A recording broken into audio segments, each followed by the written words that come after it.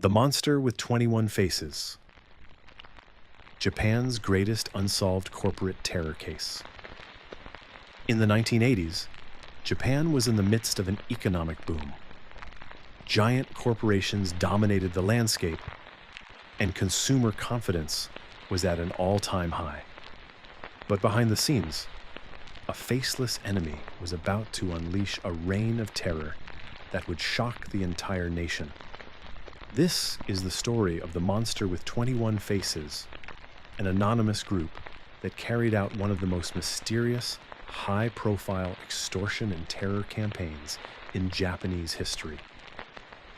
For over a year, they blackmailed some of Japan's biggest companies, sent chilling letters to the media, and even poisoned candy on store shelves. Despite the efforts of thousands of police officers, the perpetrators were never caught. Their motives remain unknown, and their identity is still a mystery. It all began in March 1984, when masked intruders broke into the home of Katsuhisa Izaki, the president of the famous candy company Glico. They kidnapped him, tying up his family and holding him for ransom. He was taken to a warehouse and held for 3 days before managing to escape on his own. But instead of ending there, the nightmare was just beginning. Soon after, a letter was sent to the media, taunting the police and threatening Glico. The group claimed they had poisoned Glico products and began making demands. Panic swept the nation. Stores pulled Glico products from the shelves. The company lost millions, but tests showed no poison had been found. The threat was psychological and devastating.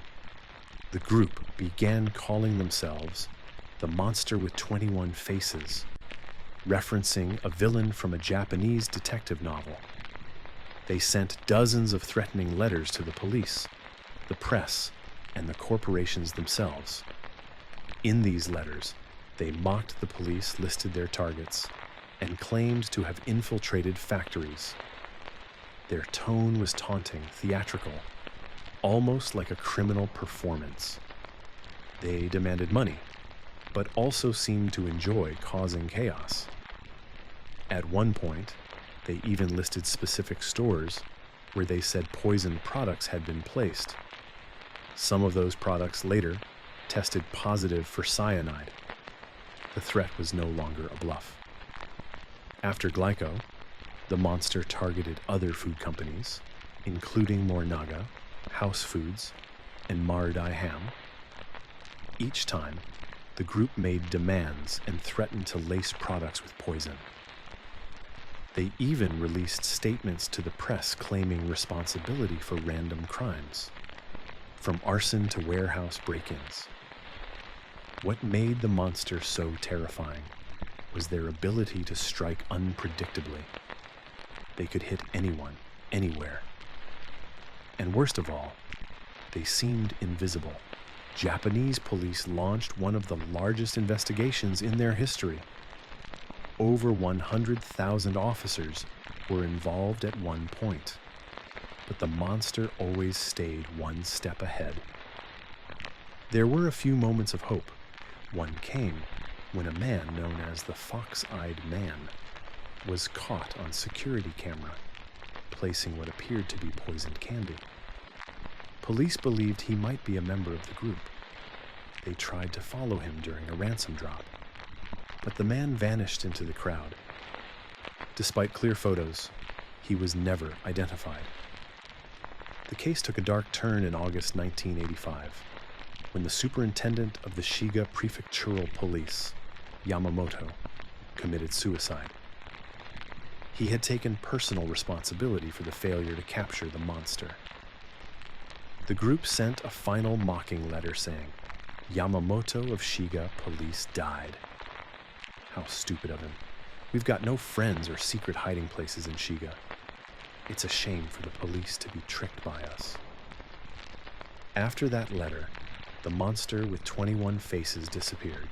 Many theories have emerged over the years. Some believe the group was made up of ex-Yakuza members. Others think it was an inside job by someone in the food industry.